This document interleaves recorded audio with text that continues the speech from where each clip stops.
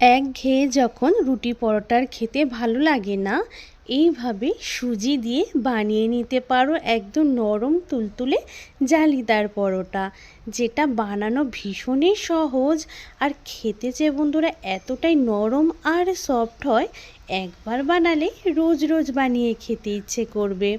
বাড়ির ছোট থেকে বড় সবাই খেতে পারবে, মুখে দেওয়া মাত্রই মিলিয়ে যাবে, এতটাই নরম আর তুলতুলে হয়। সকালে বানালে রাত পর্যন্ত একই রকমই কিন্তু নরম থাকবে এই পরোটাগুলো। একবার বানালেই বুঝতে পারবে। আর তোমাদের হাতে নিয়ে দেখিয়ে দিচ্ছি যেটা কতটা সফট আর কতটা নরম। দেখতে যেমন সুন্দর, অসংখ্য জালিদার, খেতেও তেমনি দুর্দান্ত হয়। হাতে নিয়ে তুমি যেমন খুশি তেমন ভাঁজ করবে, অথচ পরোটাটা ছিঁড়েও যাবে না, কিচ্ছু হবে না, আবার ছেড়ে দিলে ঠিক একই রকমই হয়ে যাবে। এতটাই নরম আর সফট হয়। মাত্র হাতে 10 মিনিট সময় থাকলে বানিয়ে নিতে পারো এই পরোটাটা। নমস্কার বন্ধুরা, welcome to Rupa's food story চ্যানেলে। চলো শুরু করে দিই তাহলে আজকের এই সুজির তৈরি রুটি বানানোর রেসিপি। তা প্রথমে আমার দেখো এখানে এই রুটিটা বানানোর জন্য আমি নিয়ে নিয়েছি 1 বাটি সুজি। 1 বাটি সুজির জন্য আমি এখানে দিয়ে দিলাম একটুখানি উষ্ণ গরম জল, যাতে একটা আঙুল দিয়ে সহ্য করতে পারবে ঠিক সেই রকমই উষ্ণ জল দিয়ে 1 বাটি জল দিয়ে সুজিটাকে একটু ভিজিয়ে রাখবো। তাতে সুজিটা খুব সুন্দর জলটা শুষে নেবে এবং সুজিটা অনেকটাই নরম হয়ে যাবে। দেখো আমি এখানে একটু ঢেকে রেখেছিলাম, তাতে কিন্তু সুজিটা বেশ সুন্দর নরম হয়ে গেছে আর জলটাও কিন্তু খুব সুন্দর শুষে নিয়েছে। এবার একটা মিক্সিং জারের মধ্যে পুরো সুজিটা আমি ঢেলে নেব। এখানে সুজিটা কিন্তু আমি এখানে একটু মিক্সি করে নিতে হবে, যেহেতু সুজির মধ্যে একটু তো দানা দানা থাকেই, তাই মিক্সি করে নিলে কিন্তু রুটিটা দারুণ সুন্দর সফট আর নরম হবে। এখানে আর হাফ বাটির থেকে অল্প একটু আমি কম জল দিয়ে এখানে সুন্দর একটা মিহি পেস্ট করে নিয়েছি। তা দেখো এখানে পেস্ট করা হয়ে গেছে। এবার একটা বাটিতে পুরো পেস্ট ঢেলে নিলাম। কিভাবে বানালে জালিদার হবে অবশ্যই প্রথম থেকে শেষ পর্যন্ত দেখো, আশা করি তোমাদের খুব ভালো লাগবে। এখানে ব্যাটারটা দেখো অনেকটাই কিন্তু গাঢ় রয়েছে, বোঝা যাচ্ছে। তবে এই রুটিটা বানানোর জন্য আমাদের চাই পাতলা ব্যাটার। তার জন্য আমি এখানে অল্প অল্প করে জল মিশিয়ে একটা পাতলা ব্যাটার তৈরি করে নেব। দেখো এভাবে অল্প অল্প করে জল দিচ্ছি আর মিশিয়ে দেখছি যে আর কতটা জলের প্রয়োজন। তা দেখো এইভাবে কিন্তু মিশিয়ে নিতে হবে ভালো করে।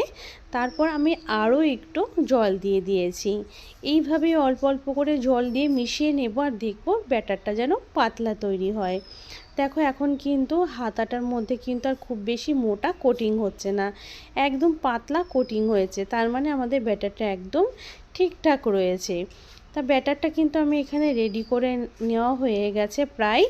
এখানে দিয়ে দেব স্বাদ অনুযায়ী লবণ আর দিয়ে দেব এখানে ইনো। তোমরা চাইলে কিন্তু বেকিং পাউডারটা ইউজ করতে পারো, তবে বেকিং পাউডার সবসময় সবার ঘরে থাকে না।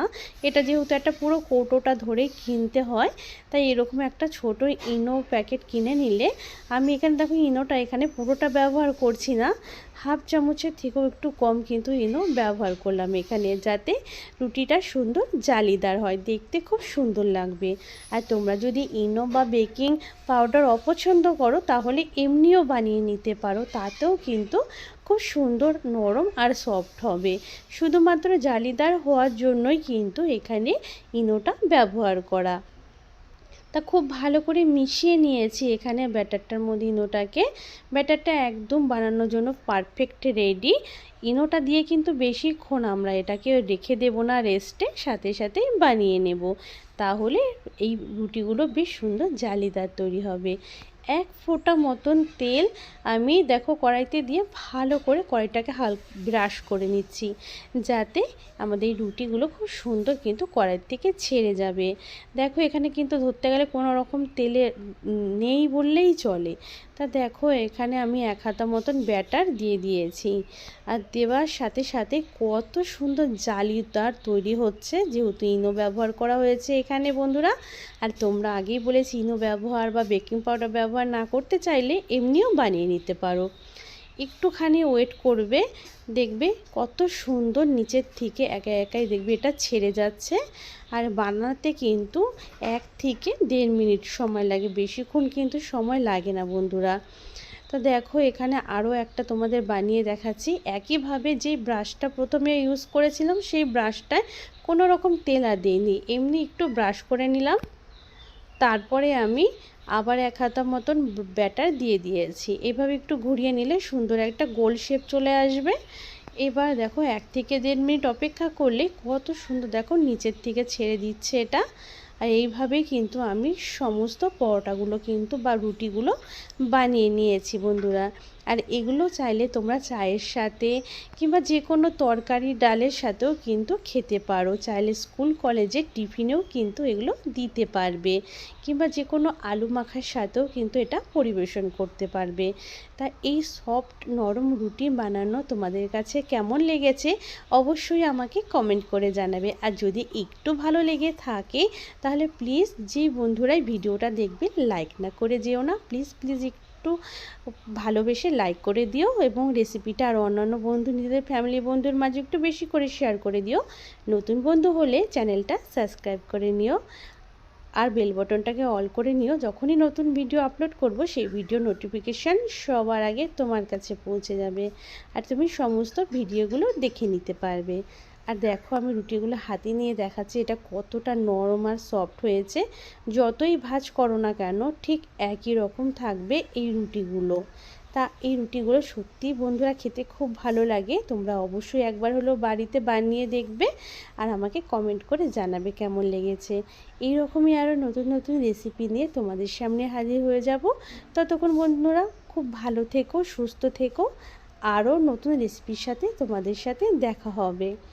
আজ তাহলে এই পর্যন্তই, আবার ফিরে আসব অন্য কোনো নতুন রেসিপি নিয়ে। আর সমস্ত কটা রুটি দেখো বন্ধুরা একই রকম জালিদার হয়েছে, তাই এইভাবেই তোমরা প্লেট ভরে ভরে বাড়িতে বানাও আর মন ভরে খাও। বাই।